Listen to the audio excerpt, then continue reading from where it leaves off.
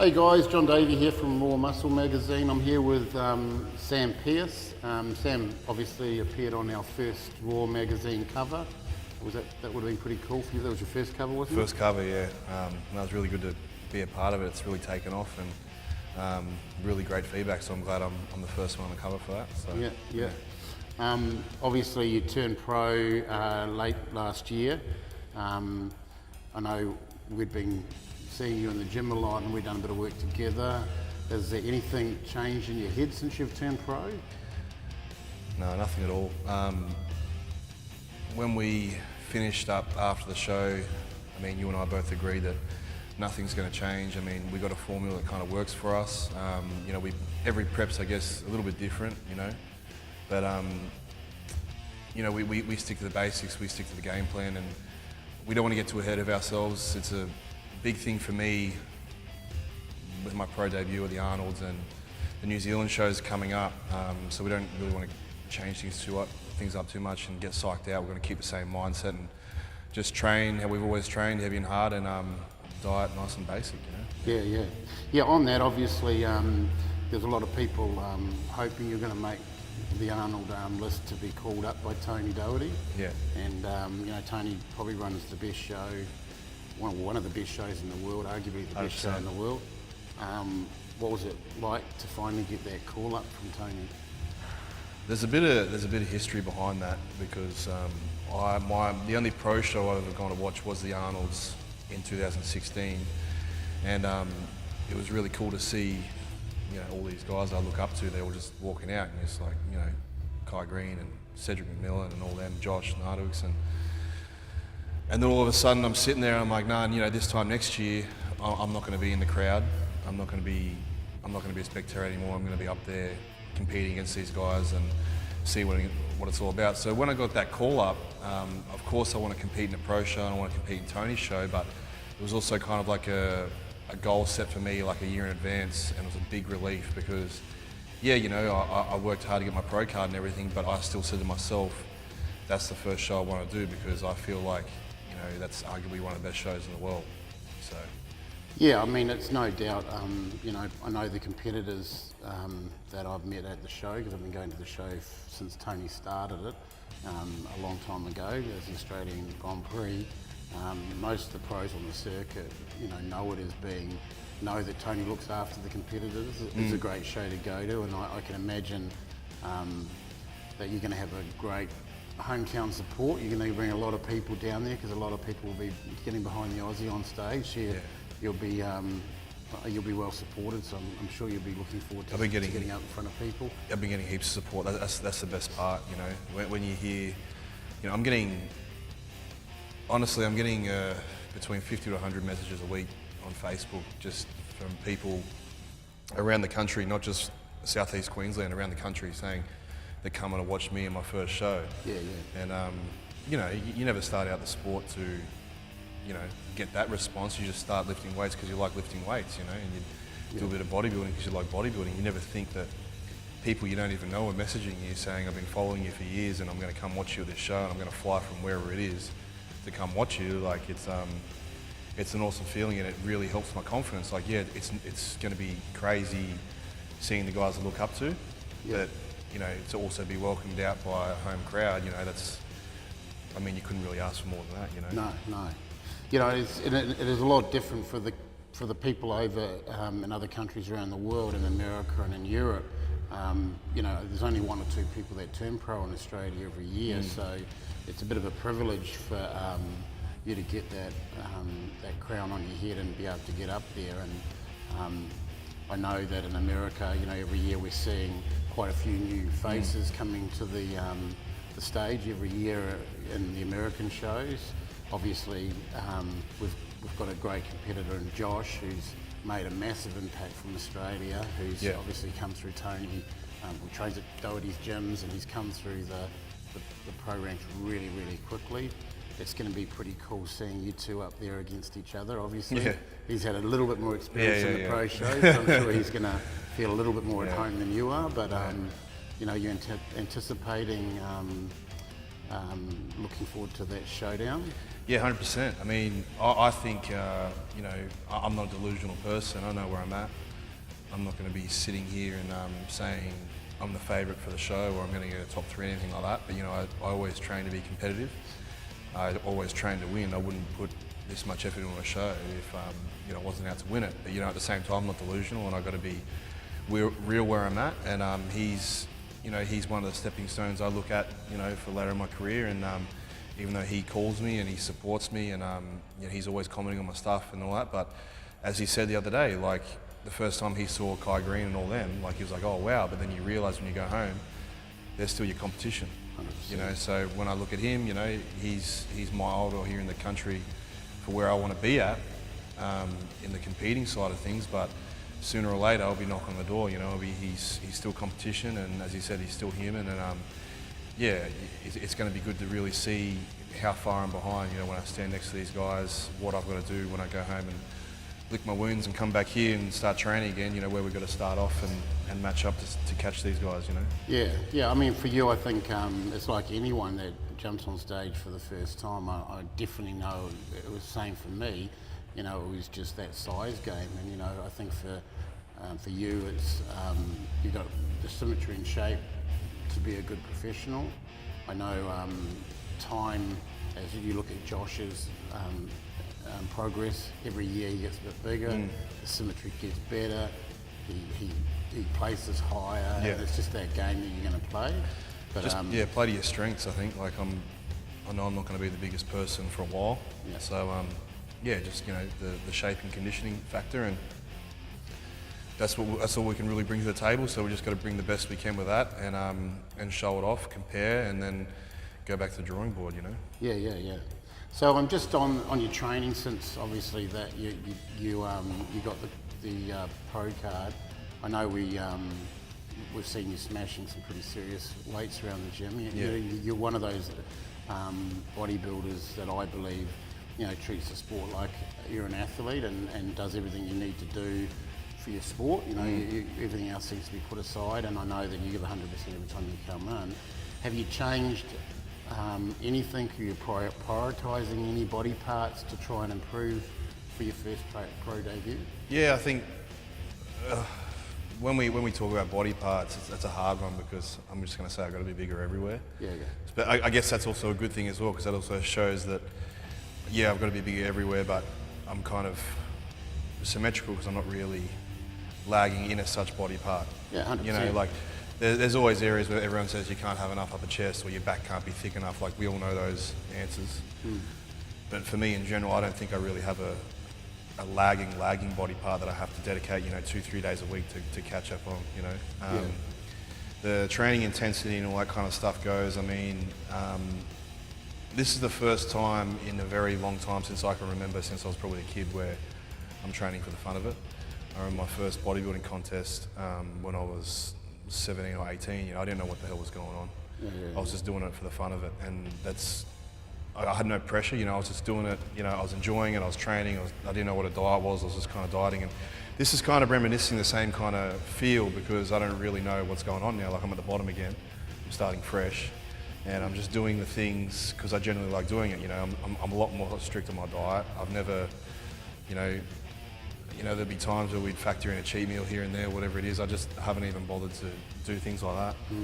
No missing days of training. I bought a treadmill and put it at my house, so if it's raining outside, there's no excuse. I can do cardio inside. It's just the little 1% things, I guess, that add up. You know, I never felt I was a lazy person or I left anything behind anyway. It's just kind of looking back at my previous prep and saying, okay, that was actually a perfect prep. We didn't have any injuries or anything like we did in 2015. But how can I make it better? So just those small little 1% detailed things is what I've kind of picked up on. And that's inside and outside of the gym. Yeah, on another note, I suppose, you know, I know that you, with going from an amateur confinement where the posing's very strict and stringent, you've got to stick your feet together in certain poses. You can't change poses as much in Australia. As a pro, it kind of frees you up a little bit. I know you've been looking at videos of other bodybuilders and looking at the way they pose and some of the transitions they do. So out of all the bodybuilders, who do you think you favour that kind of posing? What posing style are you looking at going after? I like Flex Wheeler a lot. Yeah. The best. Yeah, I if know. not the best of all time. I think my favourite's Ronnie, but like when we talk posing and demonstrating a physique, I'm not a Ronnie Coleman. I think when we're talking about playing our strengths, and that's shape and symmetry. I mean, you got to look at him, right? And I think with his posing and that, I've always kind of just naturally posed. I've always considered myself a good poser. I put a lot of time into my routines, and I know people say it doesn't get judged and all that kind of shit. But I've always kind of put time and effort into it as part of the sport. So even with my mandatory and compulsory poses, I put a lot of time in. And as you pose, you look at other bodybuilders and things like that, and you have your favourite bodybuilders, and then you have bodybuilders that pose similar to how you do. And he's definitely a person, as the more I look at him, and it's only just kind of been of recent where I've kind of favoured towards him, and I've seen where like he actually poses very similar to how I do. So I'm kind of just now, I guess, mimicking the best I can with him, because as I said, he was winning shows and he wasn't the biggest on stage. No. He was one of the smaller guys. He was like a Dexter Jackson. He had the condition and the shape and all that. And right now, if that's what I got going for me, that's what I got to try and mimic the best way I can. Yeah, I mean, Flex for me was one of the best. Well, I think he's the best bodybuilder of all time as far as shape, symmetry, the way he posed, his overall balance of his physique. It's just at a hard time for him because he had the behemoth Ronnie Coleman standing next to him. Yeah. And as far as someone who backstage, you look at Flex and he was impressive backstage, these big round balls of muscle, but when he walked out on stage and he posed, he used his symmetry to make himself, you couldn't take your eye off the guy. So Yeah. I suppose that's And there are those little details where you look at when you see him in comparisons to other people. It can be something just as far as like on a front double bicep, just dropping your hip just a tad. They're those things that I look at and you compare to other people, and it can just be those little, as I said, those little 1% things that can make his shoulders to waist ratio look from here out to here. It could be just a dip in his hips. So, yeah, they're those things, I'm really just trying to learn from and mimic the best I possibly can. Yeah. I mean, it's good you're looking back in time. There's a whole lot of a generation of bodybuilders that probably don't even know who Flex Wheeler is, that have come into the sport and in the last 5 or 6 years, and I'm glad you're looking back at some of the posing back then. Another thing with the game plan as well, like I find there's a lot of things missed in modern day bodybuilding. Things like posing routines. Like I watched the Olympia last year, live streamed it. It was like 3 weeks before my pro card, whatever it was, and just for motivation. And I'm sitting there, I'm watching their routines and that, and it's like, man, meant to be the best bodybuilders in the world. They're doing routines that you'd see, at a state show. Something's just made up on the spot. So little things like that. I want to try and personally bring back to the sport. Like you hear about Arnold wanting to bring back the tiny waist and the shape and all that kind of stuff. And I think it goes for routines as well. Like all those kind of things, they matter. As part of the sport, and you have to respect the sport for what it is and where it came from. I mean, I've been to 15 Olympias. I definitely agree. You watch Leveroni, you watch Melvin Anthony, you watch Darren Charles, and all those guys that used to put these routines on that would blow your mind, and now the guys seem to come out and hit 3 or 4 poses and then walk across the back. I'm not saying that's going to win me a show or anything like that, but that's what I want to bring back. Like I think the sport of bodybuilding, you got to look at it from every angle, and what did you get into it for? And I think there's a lot of things that are forgotten about, and it's good that I think Arnie and like the Arnold Classic is bringing back that old school kind of feel, with the tiny waist and the symmetry and the routines and all that kind of stuff. It's bringing bodybuilding back to, I guess, what I kind of saw when I was younger, what it was. Like when I first clicked on pumping iron and all that. That's what you see. Yeah, and I suppose, at the moment we've got one guy, Kai Green, who, does the most incredible things out on stage. And, every year, to me, he should win Poser of the Year award. Yeah. Because he looks as though he's put a whole lot of time and effort into his routine. Yeah. Even though it might not score him highly on the score charts, because I'm not sure how much they're taking into account the routine. To me, it is a really important part of bodybuilding. I'm glad you're looking at it. I think, yeah, you know, someone like him, you know, like bodybuilders, you know, back in the day, even though they were, you know, a lot more aesthetic, they were still seen as, you know, those freaky guys doing routines, and you know, you are not the normal, you know, but you're displaying a physique that is, you know, next level, and he displays all that. You know, yes, he is a mass monster and all that as well. He's not my personal favourite as far as symmetry and all that goes, but he's still, out of everyone, even the guys with the, you know, the nice looking physiques, I think out of everyone, he's the one demonstrating the most to what a bodybuilder's lifestyle is, you know, and what they should be promoting on stage, and what's missing. Yeah. So.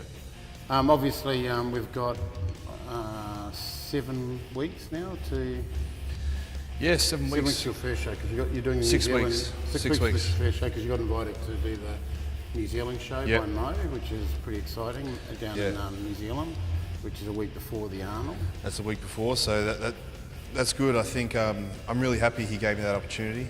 Thanks, Mo. I'm really happy he gave me that opportunity, because now I'm versing the guys that I'll be versing at Arnold's, and you know, I think the Arnold's will have, you know, a more intimidating kind of crowd, you know, because it is more of a world event. Yeah. So it's easy for someone like me, first time, you know, I could get shaky or I could get nervous or whatever. Yeah. So I do a high quality show like Mo's in New Zealand, where I'm versing the same guys. I don't think it's the crowd that would actually get to me. It's more just, you know, walking around backstage, seeing these guys in the flesh, because I don't know, like nothing's really hit me yet as far as what I'm doing, but I think it's all going to hit me when I'm backstage sitting down. I've got Dallas McCarvey here and Cedric McMillan there and these other guys here, and you're just like, holy shit, okay, now it's real. Oh yeah. I think I want to get used to that a week before, you know, so when I come out to the Arnold's on my home soil, being Australian, I can be confident, you know, I can not have any kind of screw up that I could possibly have, you know, because, you know, yourself in those last few minutes, you can play with yourself pretty mentally. Oh hell yeah! I mean, you know, you're going to be in up. a situation, I suppose, where, you know, you go your first show is you're standing around.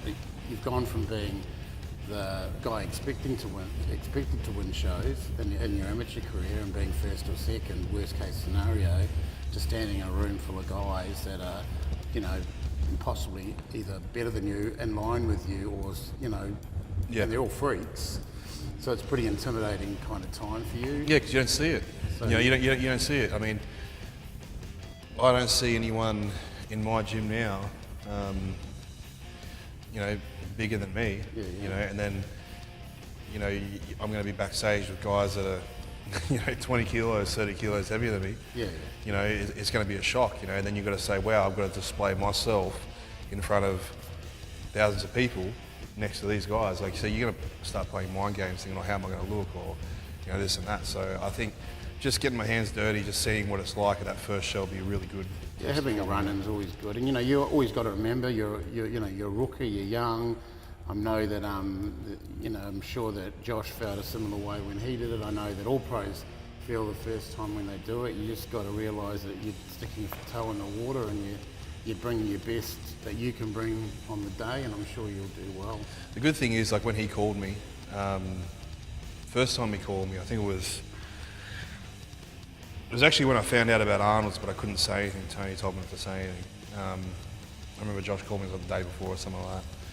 And that's exactly what he said. He said, you know, he fell off the tracks a little bit in his first show because, you know, he was beating himself down like, oh, these guys are so much better than me, you know, what's it going to do? Or, you know, he wasn't believing in himself. And I always kind of had that mindset, but it was really good to hear that from someone like him, because it's kind of just reassuring, you know, because as I said to you, I'm doing these little extra things. I'm like, oh, are these the right things to do? You know, like, am I putting everything in? When he calls me and says, you know, you've got to believe in yourself and just remember these guys are human as well, and you've got to catch them and all that kind of stuff.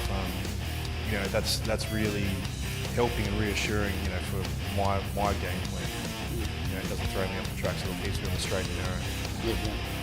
Oh, well, look, it's going to be really cool watching you get up there. I'm sure you're going to have a lot of support from the Australian crowd, and I'm really looking forward to the Australian Arnold Classic this year because Tony's gone all out for the show. I mean, it's going to be a massive event, and it's going to be a fantastic way of launching it here in Australia. So we're really looking forward to that. Yeah.